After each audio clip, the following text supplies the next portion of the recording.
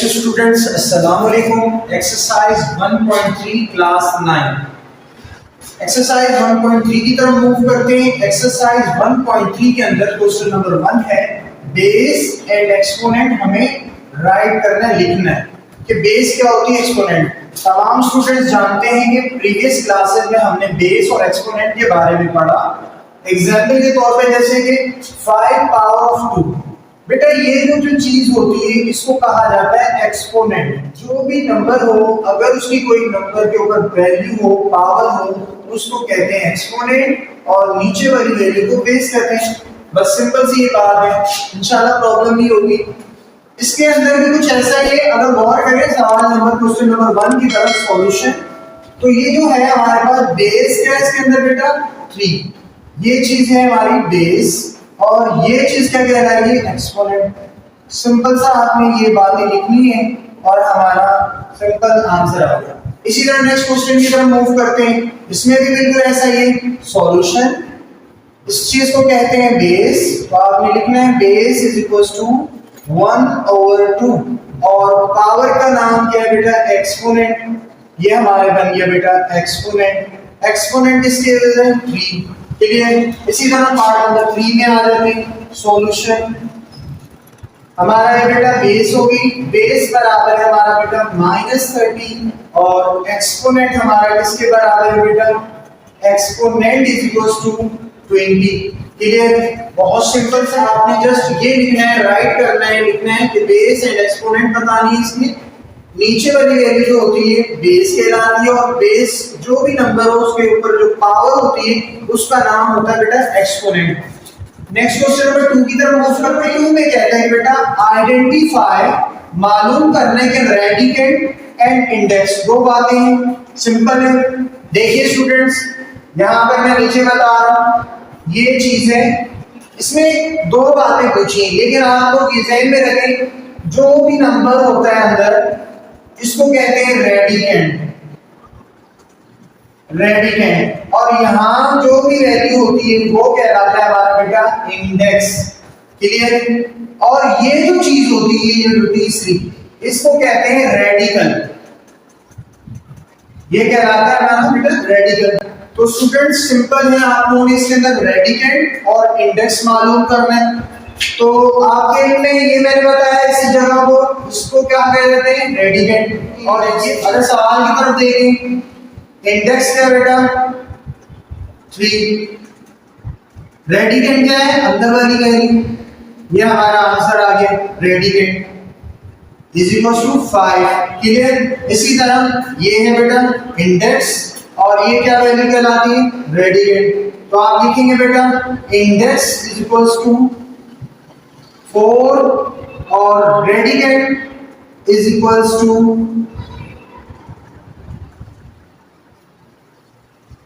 x और y। Clear बेटा।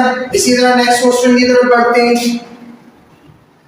Index हमारा बेटा इसके अंदर क्या है 5 और रेडिकेंड क्या है, रेडिकेंड हमारा बेटा इसके अंदर है x² y z। ये हमारा क्लियर हो गया। यस स्टूडेंट्स, क्वेश्चन नंबर 3 है transform the following into exponential form. बेटा एक्सपोनेंशियल फॉर्म ऐसी चीज होती है कि जिसको हम कन्वर्ट कर रहे थे पावर में, जैसे कि रेडिकल है। इसको जब हम कन्वर्ट करते हैं किसी तरह तो ये 1/2 हो जाता है, यानी कि पावर के अंदर चेंज हो जाता है। देखिए स्टूडेंट्स, इसके अंदर एक और बात भी इंपॉर्टेंट आ गई है। अगर जैसे कि किसी का इंडेक्स कुछ भी नहीं है तो वहां आप 0 नहीं लिखेंगे। बहुत सारे स्टूडेंट गलती कर देते हैं, यहाँ पर 0 मेंशन करके वो 0 दे देते हैं।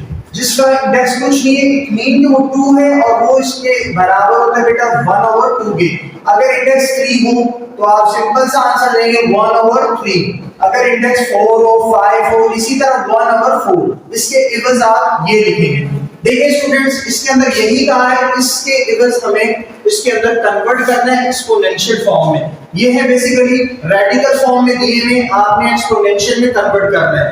तो देखिए सबसे पहले पार्ट की तरफ बढ़ते हैं। 3/4 जब देखिए इसका इंडेक्स कुछ नहीं है, आपने जब इसे कन्वर्ट किया तो ये बन गया 1/2, जैसे कि मैंने अभी आपको बताया इस चीज का। क्लियर। इसी तरह नेक्स्ट पार्ट है, इसका भी इंडेक्स कुछ नहीं है, मीन के 2 है, तो आपने इसी तरह से कन्वर्ट कर देना है x ओवर y, ये पावर्स की 5 आ गई। जब ये इसको कन्वर्ट किया इसने तो ये हो गया 1/2, 1/2। बेटा सिंपल से न्यूमरेटर को मल्टीप्लाई कर देंगे तो हमारा कुछ ऐसे आंसर आ जाएगा, x ओवर y ये हो जाएगा 5/2, ये हमारा आंसर आ जाएगा। नेक्स्ट स्टेप थोड़ी सी जगह तंग है, इसी का मैंने यहां से आगे पार्ट कर दिया। अच्छा नंबर 3 में आ रहे हैं, ये भी बिल्कुल इसी तरह से करना है। अच्छा इसके अंदर एक चीज है, इसके अंदर गौर करें, पावर नेगेटिव है। अगर कभी पावर नेगेटिव आ जाए तो स्टूडेंट उसको रेसिप्रोकल में कन्वर्ट कर देते हैं। जैसे कि यहां देखिएगा, पावर पॉजिटिव लाने के लिए मैंने बेटा x को ऊपर कर दिया है, y को नीचे कर दिया है, तो ये पावर खुद ब खुद प्लस की होगी, पहला स्टेप। और दूसरी बात है कि आपको पता है जिसका इंडेक्स 3 होता है वो 1/3 के बराबर है, तो स्टूडेंट्स मैंने इसको 1/3 के बराबर कर दिया। अभी आपने पढ़ा 5 को 1 से मल्टीप्लाई, बिल्कुल इसी तरह से जब पावर सब के दरमियान में ब्रैकेट आ जाए तो आप इनको मल्टीप्लाई करते हैं, तो इसी तरह से मैंने मल्टीप्लाई कर दिया, 5/3 हो जाएगा। तो ये हमारा नेक्स्ट स्टेप में आंसर आ जाएगा 5/3। ये कन्वर्ट हो रहे हैं एक्सपोनेंशियल फॉर्म में। अच्छा इसी तरह नेक्स्ट पार्ट देखिए, ये भी बहुत सिंपल है, इसका इंडेक्स क्या है 3 है, तो आप समझ गए होंगे। इसको आप कन्वर्ट करेंगे तो ये u बन जाएगा m, और ये चेंज होकर क्या हो जाएगा बेटा 1/3, ऐसा ही बिल्कुल ऐसा। अब आपको क्या करते हैं, जैसे आपने इसको मल्टीप्लाई किया था 5 × 1, इसी तरह आपने यहाँ पर करना है, m को 1 से मल्टीप्लाई करेंगे तो आपका आंसर आ जाएगा 1/2m/3, ये हमारा आंसर आ गया स्टूडेंट्स। इसी तरह ये हमारा आंसर आ गया, थोड़ी सी जगह तंग थी तो मैंने इसके अंदर ही मेंशन कर दी, क्लियर है। ये हमारे पार्ट्स हो गए जिसके अंदर पहला, दूसरा, तीसरा और 7वां पार्ट करते हैं। अच्छा नेक्स्ट क्वेश्चन की तरफ मूव करते हैं, क्वेश्चन नंबर 4, क्वेश्चन नंबर 3 का चौथा पार्ट।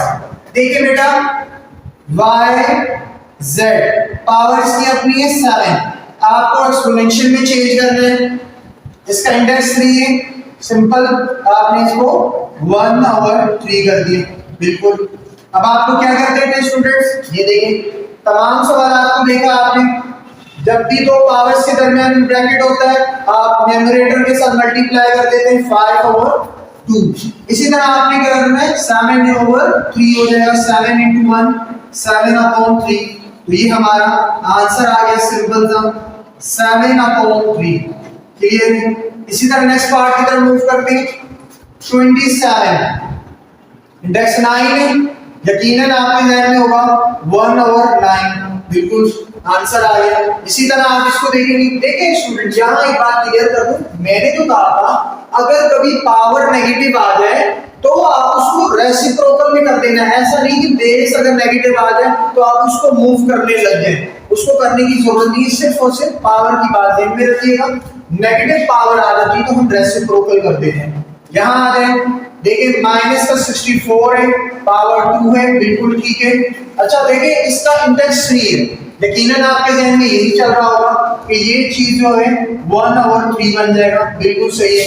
उसके बाद आप लोग स्टूडेंट्स क्या करते हैं, तमाम सवालों के अंदर क्या आपने मल्टीप्लाई किया, बिल्कुल इसी तरह आपने इसको मल्टीप्लाई कर देना है, -64 क्या हो जाएगा स्टूडेंट 2/3, क्लियर है। ये हमारा सिंपल सा आंसर आ गया। इसी तरह इसमें आ जाए पार्ट नंबर 8 क्वेश्चन नंबर 3 का।